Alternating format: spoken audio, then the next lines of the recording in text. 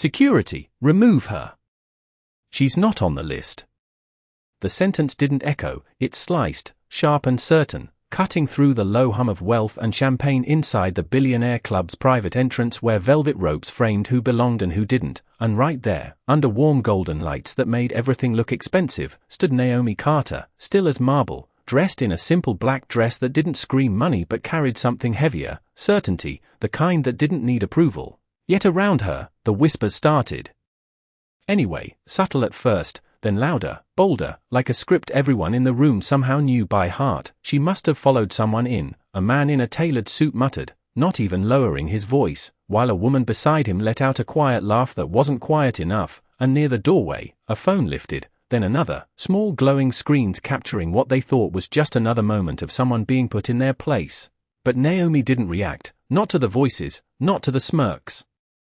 Not even when the manager stepped forward, a white man in his 40s with polished shoes and the kind of confidence built on unchecked authority, his eyes scanning her like she was a problem already solved. This is a private club. Members only, he said, slower this time, louder, making sure the room heard it, making sure she felt it, but Naomi only tilted her head slightly, her gaze steady, unreadable, like she had seen this exact moment before in different rooms, different cities, different versions of the same script. And maybe she had, because something about her stillness didn't match the situation, it didn't bend, didn't shrink, it held. And that unsettled them more than any argument would have, but the manager mistook silence for weakness. He always had. Go ahead and flag her, he said over his shoulder, already turning away like the decision was final, like she didn't exist beyond the inconvenience she represented. Blacklist her from the system. And that was when a younger staff member hesitated just for a second, fingers hovering over a tablet, eyes flicking back to Naomi, something about her name, Carter, lingering. Like a half-remembered headline, but the moment passed, drowned out by the room's growing confidence in its own judgment, and still Naomi didn't move, not even as the air tightened, not even as the laughter settled into something colder, something final, until finally, she reached into her bag, not rushed, not defensive, just precise, pulling out her phone like she had all the time in the world, like the room itself was on her schedule, and when she spoke, her voice didn't rise, it didn't need to. It landed, clean and controlled, board access. Now, she said, and for the first time, the room shifted, subtle but real, like something invisible had just been unlocked, like a line they didn't see had just been crossed, and somewhere behind the manager, a system blinked, a door clicked, and the night, just seconds ago so certain of itself, began to hesitate. The manager's hand froze mid-gesture, the confidence in his posture cracking just slightly as if something unseen had shifted beneath his feet, and behind him, the young staff member stared at the tablet again, this time longer, brows tightening as the system refreshed without warning, lines of access codes flickering, updating, overriding, and suddenly the simple blacklist command did not go through, it stalled, then reversed, and the silence that followed was not loud but it was heavy. Pressing into the room as conversations thinned into whispers, because people felt it before they understood it, that something had gone wrong with the version of reality they had already accepted. The manager cleared his throat, trying to recover the rhythm he had controlled just seconds ago. There must be a delay in the system, he said, but his voice did not carry the same weight anymore. It dragged slightly, like certainty slipping through his grip, and Naomi stood exactly where she had been, shoulders relaxed, eyes steady, not watching the room but watching him, like she was waiting for him to catch up to something she already knew, and that look unsettled him more than anything else, because it was not defensive, it was not angry, it was patient, and patience in a moment like this felt dangerous. One of the guests near the entrance lowered his phone halfway, no longer amused, just curious now. What is happening? He muttered, not to anyone in particular, and the woman beside him did not laugh this time, she just watched, her earlier confidence fading into something quieter, more cautious. The staff member finally spoke, voice low but audible. Sir, her profile just pulled up, and that was enough to snap the manager's attention fully. He stepped closer, too quickly, leaning over the screen like proximity could fix what he was about to see, then remove it, he said, sharper now, but the staff member did not move, did not tap, just stared. I cannot, he replied, and those two words landed harder than anything before them, because they did not come with hesitation, they came with certainty, and that certainty did not belong to the manager anymore, it belonged to the system, to something above him, beyond him. Naomi exhaled slowly, barely noticeable, but it shifted her presence in the room, like a quiet signal that the moment was no longer theirs to control, and somewhere deeper inside the club, a door unlocked with a soft mechanical click, followed by another, subtle but deliberate, a chain reaction of access being granted, not denied. The manager straightened, forcing a smile that did not reach his eyes. "If you could just wait outside while we sort this out," he said, attempting to reclaim authority through politeness. But Naomi did not move. She did not step back. She did not step forward. She simply spoke again, calm, precise, "No," and that single word carried more finality than his entire speech. The room held its breath, the air tightening again, but differently this time, not with judgment, but with anticipation, because now everyone felt it. The shift was real, and it was not in his favor. The staff member swallowed, then turned the tablet slightly so the manager could see clearly, and whatever appeared on that screen drained the color from his face in a way no accusation ever could, because this was not opinion, this was record, this was authority written into the system itself, and Naomi watched him read it, not with satisfaction, not with anger, but with the same quiet certainty she had walked in with, as if this outcome had never been in question, only delayed. The manager did not blink at first, as if refusing to accept what was directly in front of him might somehow rewrite it, but the screen did not change, the name did not disappear, the access level did not downgrade, it only sat there, clear and absolute, and for the first time that night, he looked at Naomi not as a disruption but as a question he did not know how to answer. The room felt it instantly, the subtle shift in posture, the hesitation that replaced authority, and it spread like a quiet signal. Phones lowered slightly, whispers turned into silence, and even the music inside the club seemed distant now, like it no longer belonged to the moment unfolding at the entrance. The young staff member stepped back half an inch, not out of fear but out of recognition, like he had just realized he was standing in the middle of something far bigger than a denied entry. "Sir, she has executive override clearance," he said, his voice steady but lower now, respectful in a way it had not been before, and the words landed in the space between them like a key turning in a lock. The manager swallowed, his throat tightening as he tried to regain control. "That does not make sense," he replied quickly, too quickly, as if speed could replace accuracy. "Verify it again." But the system had already verified itself, lines of confirmation pulsing quietly on the screen, timestamps, access logs, ownership tiers that did not belong to guests, did not belong to members, they belonged to someone above the entire structure. Naomi tilted her head slightly, watching him struggle not with her, but with the reality in front of him, and there was no anger in her expression, only a calm that felt heavier than any confrontation, like she had already seen this moment play out before it even began. One of the guests near the rope stepped closer, no longer filming, just observing. "Executive override," he repeated under his breath, and the phrase moved through the small crowd, picked up, repeated, reshaped into understanding. The manager straightened his jacket, a reflex more than a decision, trying to hold on to something familiar.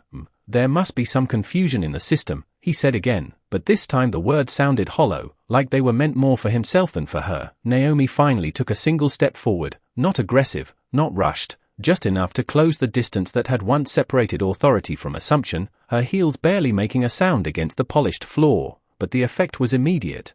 The room leaned in without realizing it.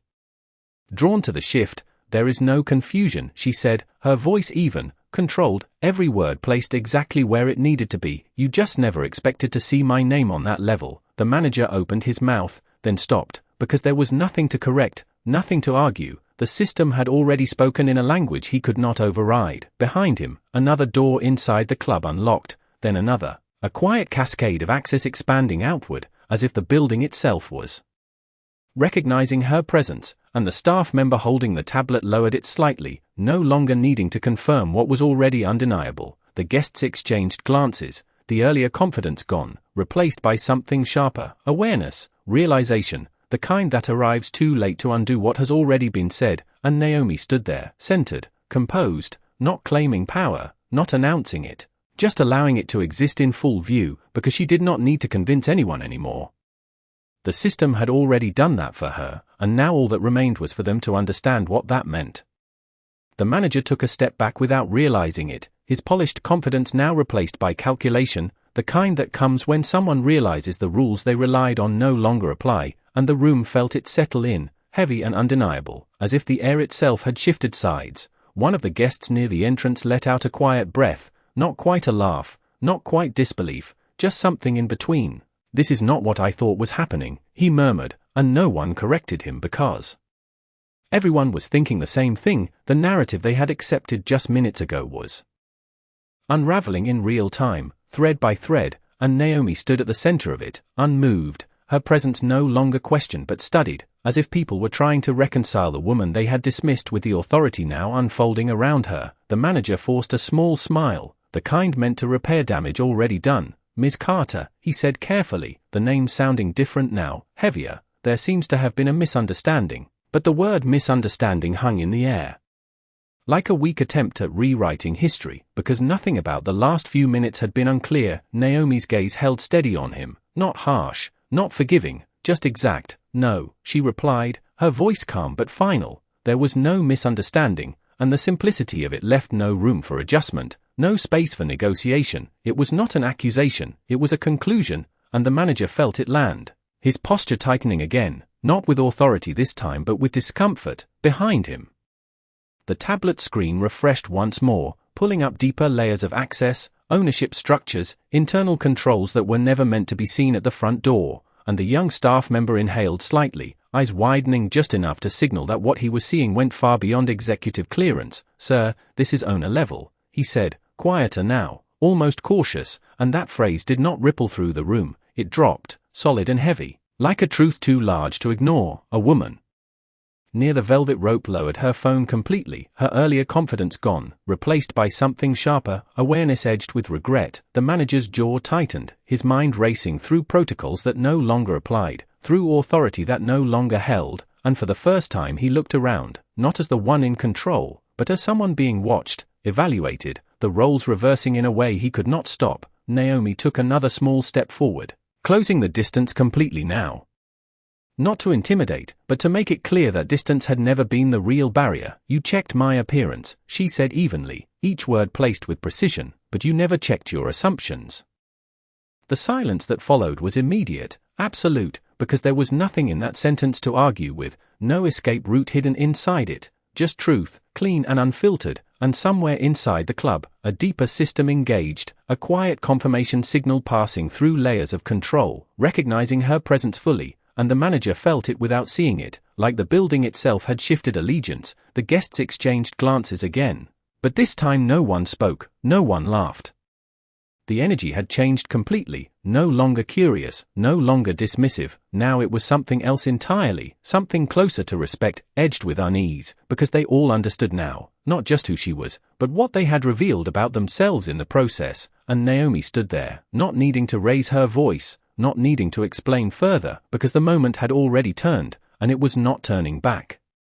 The manager's smile finally disappeared, not gradually but all at once, like something inside him had given up trying to maintain control, and for a moment he said nothing, just stood there facing Naomi as the weight of the room pressed in from every direction, the silence no longer empty but filled with recognition, the kind that comes too late to undo what has already been exposed. One of the guests shifted his stance, clearing his throat as if to break the tension, but the sound only made it more obvious how quiet everything had become, because no one was speaking now, no one was laughing, and no one was filming for entertainment anymore. They were watching for truth, and the difference was unmistakable. The young staff member lowered the tablet completely, no longer needing it as confirmation, his posture straightening subtly as his role in the room adjusted from enforcement to awareness, while the manager finally inhaled, slow and deliberate, attempting to rebuild something resembling authority. "Ms. Carter, we value all our members," he began, his tone softer now, carefully measured,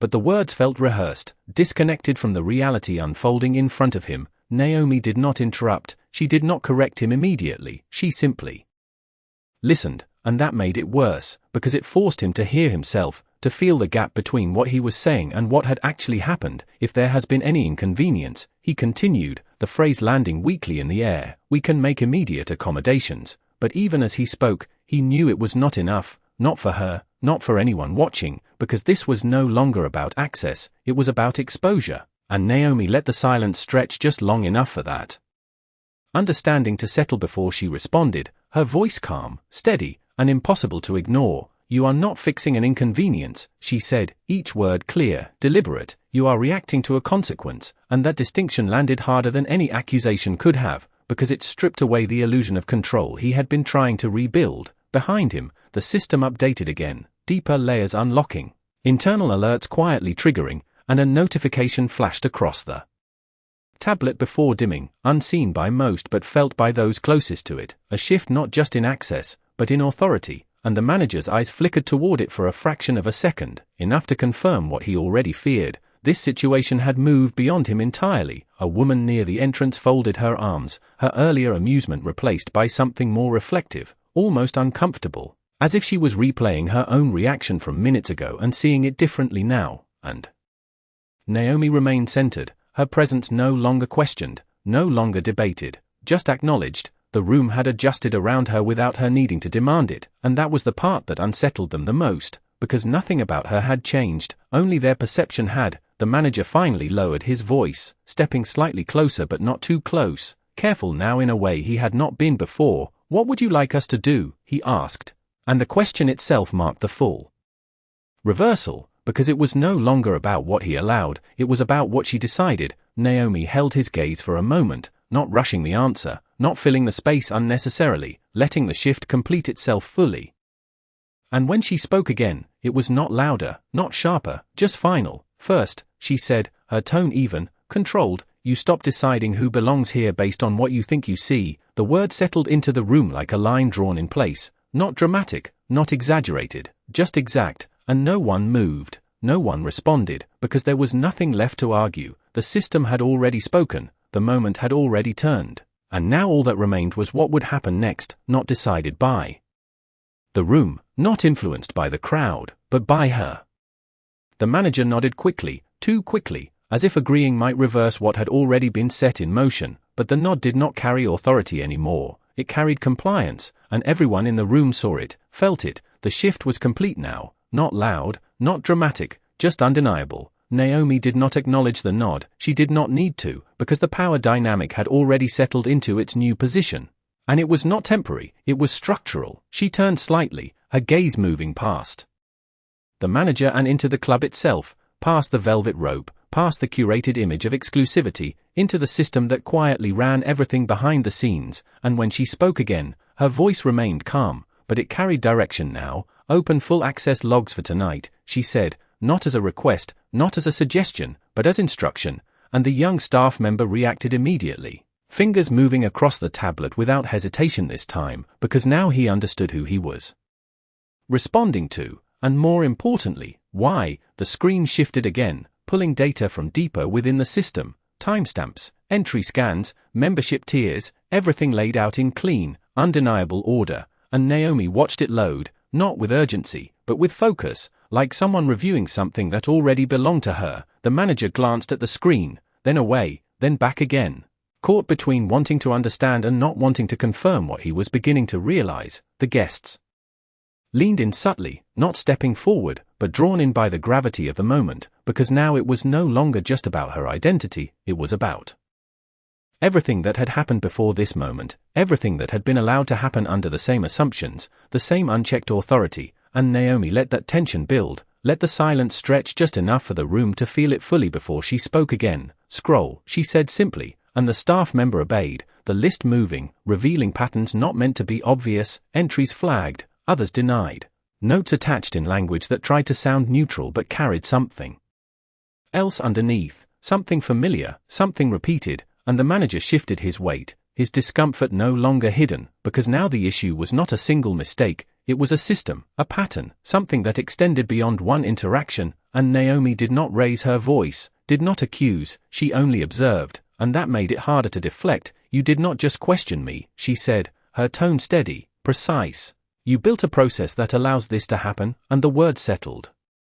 deeper than anything before them, because they reached beyond the moment into structure, into responsibility. And the manager opened his mouth, then stopped, because there was no immediate defense, no quick correction that could erase what was now visible. Behind him, another quiet notification appeared on the tablet, an internal alert escalating the review, and the staff member glanced at it, then at Naomi, understanding passing silently between them. The system was no longer passive, it was responding, and the guests felt it too, the shift from spectacle to accountability. One of them shook his head slightly, not in disbelief, but in recognition, like he had seen something similar before and never questioned it until now. And Naomi remained composed, her presence anchoring the moment, not emotional, not reactive, just exact, and when she spoke again, it was not louder, not harsher, just final in a different way. "Keep it open," she said, her eyes still on the screen. "We are not done here." And the weight of that sentence moved through the room slowly, because everyone understood now, this was not a correction, it was a reckoning, and it had only just begun. The list kept moving.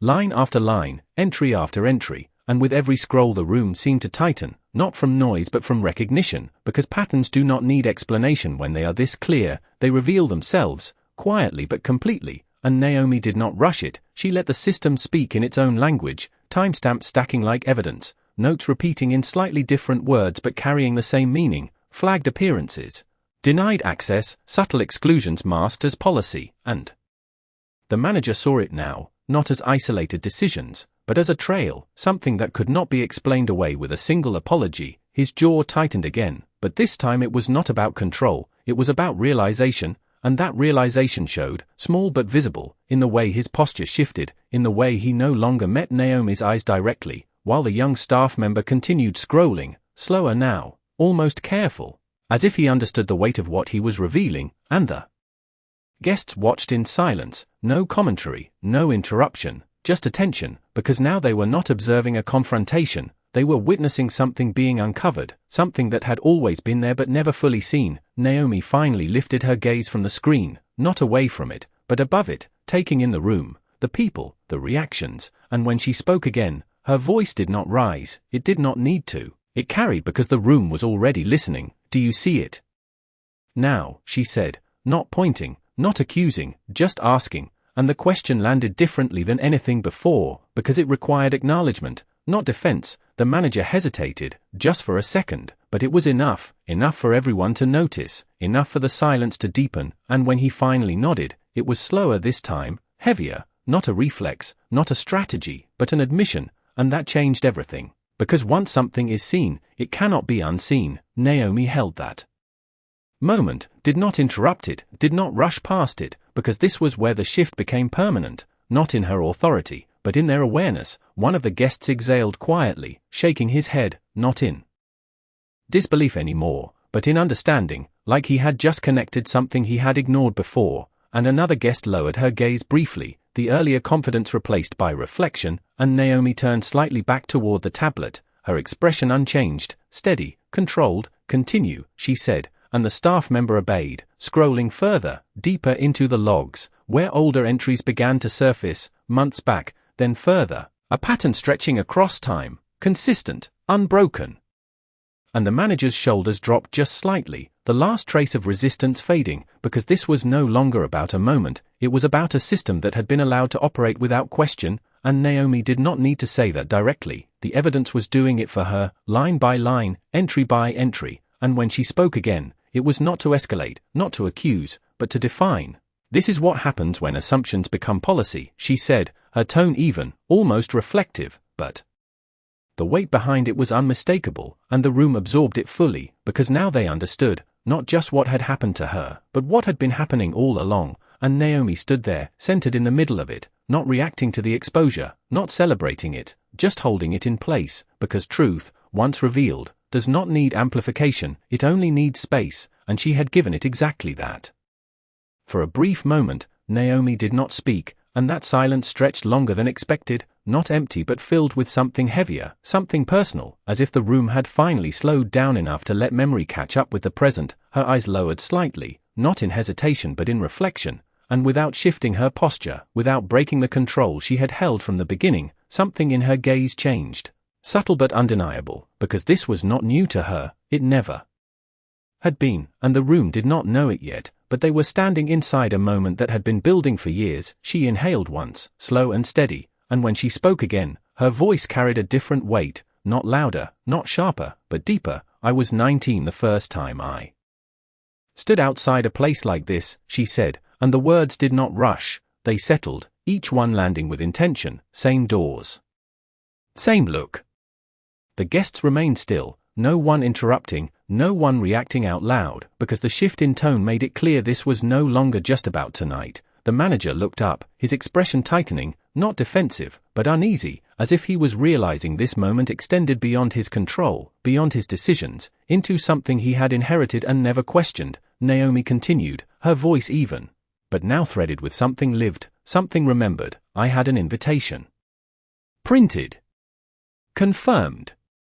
Everything in place, she said, her gaze drifting for a fraction of a second, not away from the room but through it, like she was seeing something layered over it. And still, I was told to wait outside while they checked. A faint pause, not for effect, but because the memory itself carried weight. They never came back. The sentence did not need emphasis, it carried its own, and the silence that followed pressed deeper than before. Because now the pattern on the screen had a face, a history.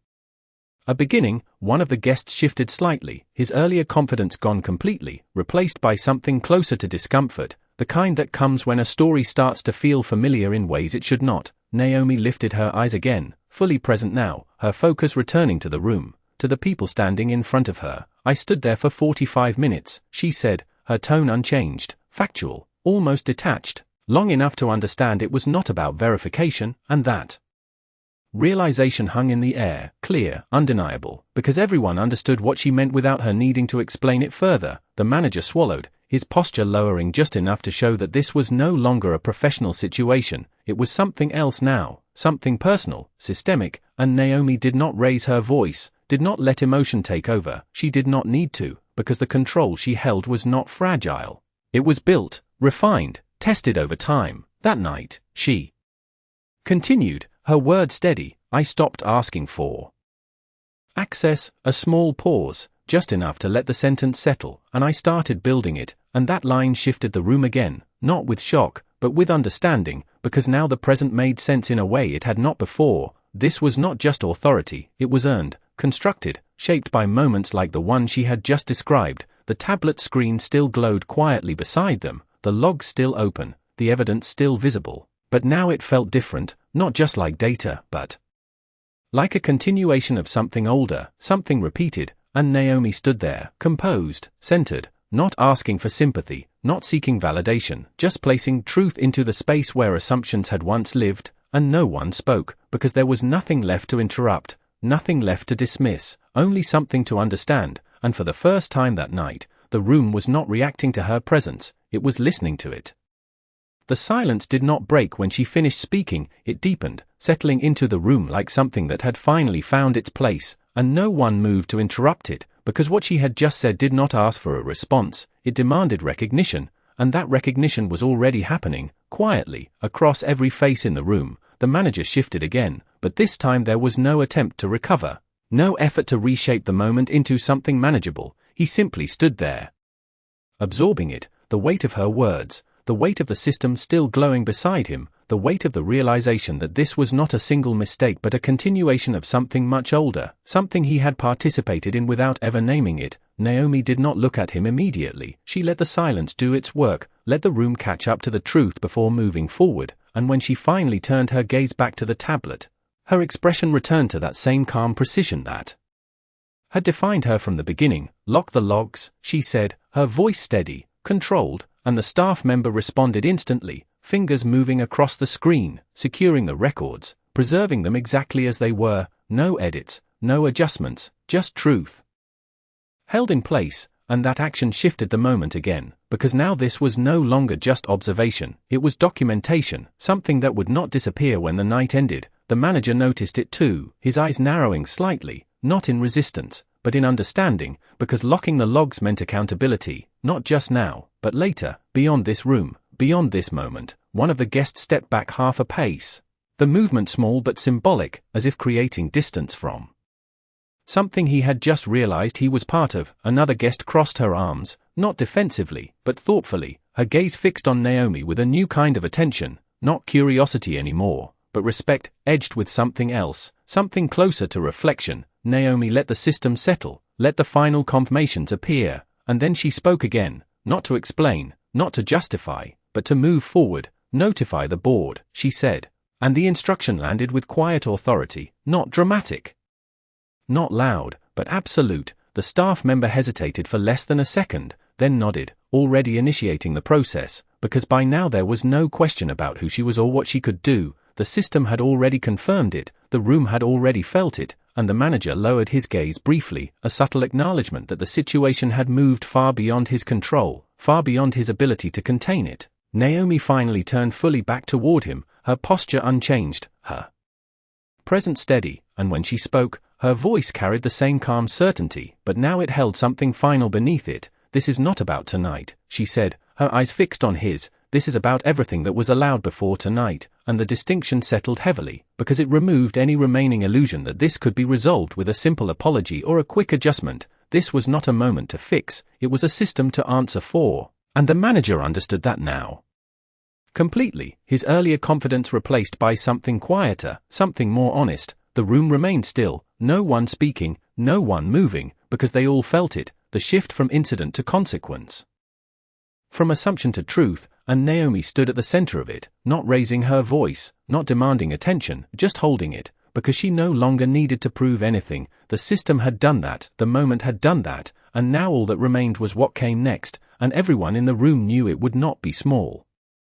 The notification did not make a sound, but it did not need to. The shift was immediate, visible in the way the staff member's posture straightened as the confirmation appeared on the screen. The board had been alerted, not as a courtesy, not as a routine update, but as a direct escalation, and that distinction changed everything. The manager saw it in the reflection of the tablet before he even processed the words, his expression tightening, not in confusion anymore, but in realization, because this was no longer contained within the walls of the club. This had moved upward, outward, into a level where decisions were not suggested, they were enforced. Naomi stood still, her presence unchanged, as if this next step had always been part of the sequence, not a reaction, but a continuation, and when she spoke again, her voice carried that same quiet certainty, but now it held authority that no one in the room could challenge. "Prepare a full membership audit," she said, her tone even, measured, and the instruction landed without resistance. The staff member nodded immediately, already moving through the system to initiate the process, because by now hesitation had no place here, not after what had been revealed, not after what had been confirmed. The manager exhaled slowly, the sound barely audible but heavy with understanding, because he knew what an audit meant. It was not a review, it was exposure, it was structure being examined from the inside out, and it would not stop. At one name, one moment, it would reach into every layer that had allowed this pattern to exist. One of the guests shifted again, stepping back slightly as if creating space between himself and the unfolding consequence. Another guest glanced toward the entrance, then back at Naomi, her expression no longer guarded, just attentive, as if she was watching something important take shape in real time. Naomi let the instruction settle, did not rush forward, did not fill the silence unnecessarily, because the system was already moving, the process already underway. And when she turned her gaze back to the manager, there was no anger in it, no raised emotion, just clarity. "You built a gate," she said, her voice calm, precise, without ever checking who held the keys, and the sentence landed clean, final. Because it did not accuse, it defined. The manager lowered his eyes briefly, the acknowledgement quiet but complete, because there was no argument left to make, no justification that could stand against what had already been revealed. The tablet screen updated again, new layers opening, membership records aligning, flags appearing where patterns had been identified, and the staff member's movement slowed slightly, not from hesitation, but from awareness of the weight of what he was handling. Naomi remained still, centered, her presence anchoring the room as it adjusted to this new reality. And when she spoke again, it was not louder, not sharper, just decisive, effective immediately. She said, her eyes steady, "Suspend all access privileges pending review," and the words did not echo, they settled, firm and absolute, because everyone in the room understood what that meant, not just for the staff, not just for the system, but for themselves, for the roles they had played, for the assumptions they had made. The manager looked up again, meeting her gaze for the first time without resistance, without defense, just recognition, because now he understood fully. This was not a moment he could manage, it was a reality he had to face, and Naomi stood there, unchanged, not raising her voice, not demanding attention, because she already had it, completely, and the system, the room, the moment itself had aligned around one truth that could no longer be ignored. The effect was not immediate, but it was absolute, like a wave moving through the room in slow motion, one realization at a time. The staff member confirmed the command with a single nod, and within seconds the system responded, not loudly, not dramatically, but decisively. Access Indicators shifted, membership statuses updated, privileges paused across the network, and though no alarms sounded, everyone felt it. The invisible structure that had once separated them into levels had just been flattened, and the guests noticed it in subtle ways. First, a man near the entrance checked his phone, his expression tightening as he refreshed his Access app. Another woman frowned slightly as her digital pass flickered and then dimmed, not denied, but suspended, waiting, and that distinction carried weight, because it meant uncertainty, it meant review, it meant that what had once been assumed permanent was now conditional. The manager stood still, watching it unfold, no longer trying to intervene, no longer attempting to shape the outcome, because the system was no longer responding to him, it had moved past him entirely. Naomi did not react to the visible shift, she did not watch the guests, did not acknowledge their confusion, because her focus was not on their reaction, it was on the correction itself. The staff member looked up from the tablet, his voice lower now, steadier. "All access is suspended," he said, and the words landed in the room with quiet finality, not as an announcement, but as confirmation. One of the guests let out a small breath, almost a laugh, but it carried no amusement, only disbelief. "All of it?" he asked, and no one answered, because the answer was already clear. Naomi finally turned slightly, her gaze moving across the room, not searching, not judging, just observing, and the room responded without instruction. Conversation stopped completely, movement slowed, attention centered, because now they understood this was not about a single interaction, it was about a standard being reset, and when she spoke again, her voice carried that same calm control, but now it reached the entire room, not just the staff. "Membership is not immunity," she said. Each word precise, measured, it is responsibility, and the sentence settled over them, heavier than anything before, because it reframed everything they thought they knew about the space they were in, about the privilege they carried, about the assumptions they had never questioned. The manager closed his eyes briefly, not in defeat, but in acceptance, because there was no argument left, no position left to defend. The system had already responded, the room had already shifted, and Naomi stood at the center of it, unchanged, composed, not elevated by the moment, but revealed by it. And when she looked back toward the tablet, her voice lowered slightly, returning to instruction. "Flag every account tied to tonight's logs," she said, and the staff member moved immediately, no hesitation, no delay, because now the process was clear, the direction set, the authority unquestioned, and the guests watched, not as participants anymore, but as witnesses, because they understood now, this was not something they could talk through, not something they could smooth over, it was something they had to face. And Naomi did not rush it, did not soften it, she simply allowed it to continue, because the system, once corrected, does not need noise, it only needs follow through, and that was exactly what was happening, step by step, in front of them all.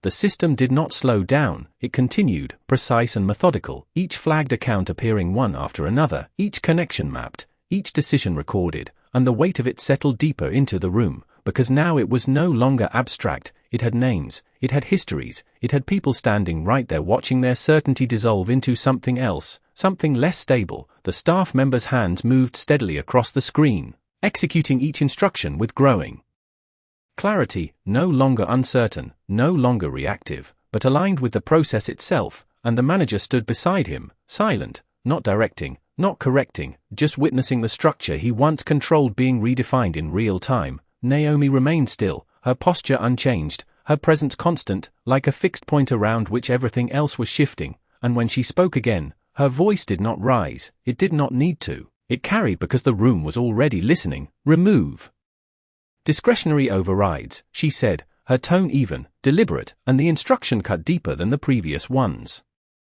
Because it did not just address access, it addressed the mechanism that allowed bias to exist without accountability. The staff member paused for a fraction of a second, then nodded, initiating the command, and the system responded immediately, permissions recalibrated, manual controls restricted, layers of unchecked authority stripped back to defined rules, and the effect was quiet but absolute.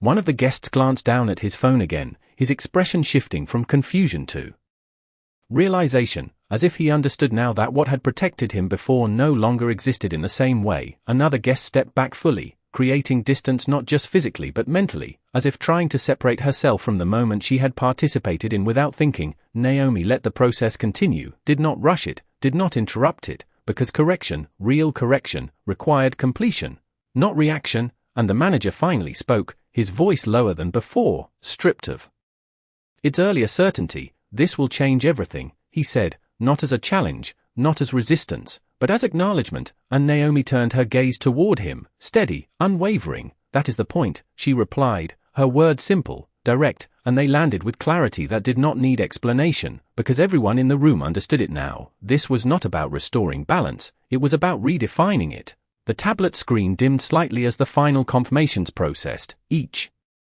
action logged, each adjustment recorded, nothing hidden, nothing left untracked, and the staff member exhaled quietly, not from stress, but from the realization that the system he worked within had just been fundamentally altered. Naomi shifted her weight slightly, the smallest movement, but enough to signal that the phase of exposure was ending and something else was beginning, something final, and when she spoke again, her voice carried that same calm authority, but now it held closure.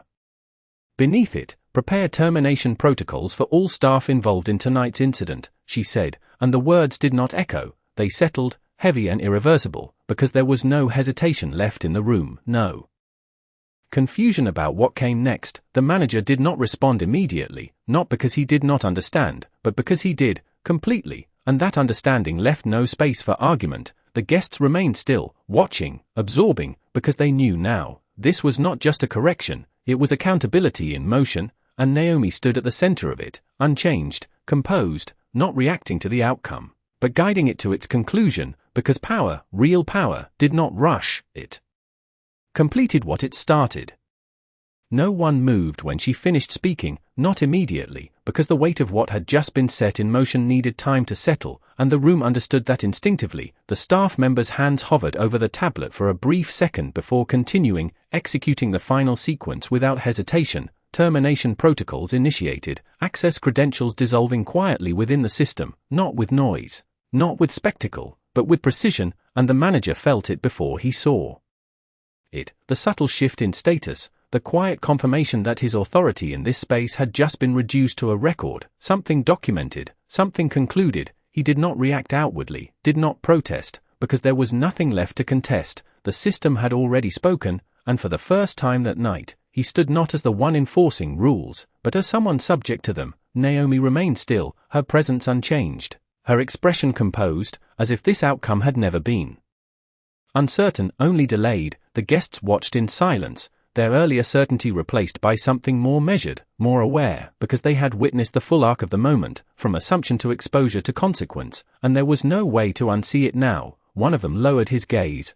not out of shame alone, but out of reflection, understanding settling in layers, while another straightened her posture slightly, as if recalibrating her own place within the space. Naomi finally took a small step forward, crossing the line that had once held her back, not dramatically, not forcefully, just naturally, as if the barrier had never truly existed for her. The velvet rope, no longer a symbol of exclusion, just an object, and the room adjusted again, not in reaction, but in alignment, because now there was no question left about who defined the space. The staff member looked up once more, his voice steady, clear. "All protocols completed," he said, and the sentence did not echo, it settled, final and complete. Naomi gave a slight nod, not as acknowledgement of him, but of the process itself, and then she turned her gaze across the room one last time, not searching, not judging, just seeing, fully, clearly, and when she spoke, her voice carried the same calm authority that had guided every step, but now it held something more, something conclusive. "You did not deny me entry," she said,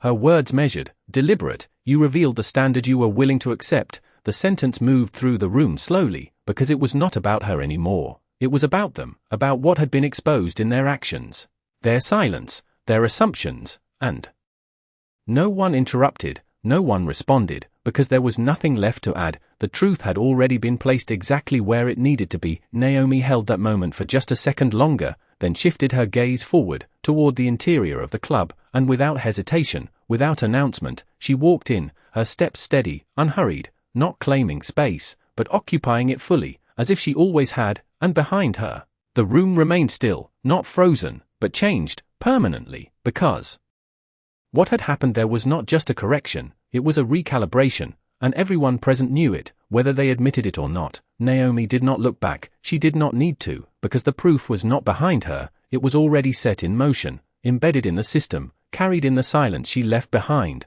and the night continued, but not as it had begun, not even close.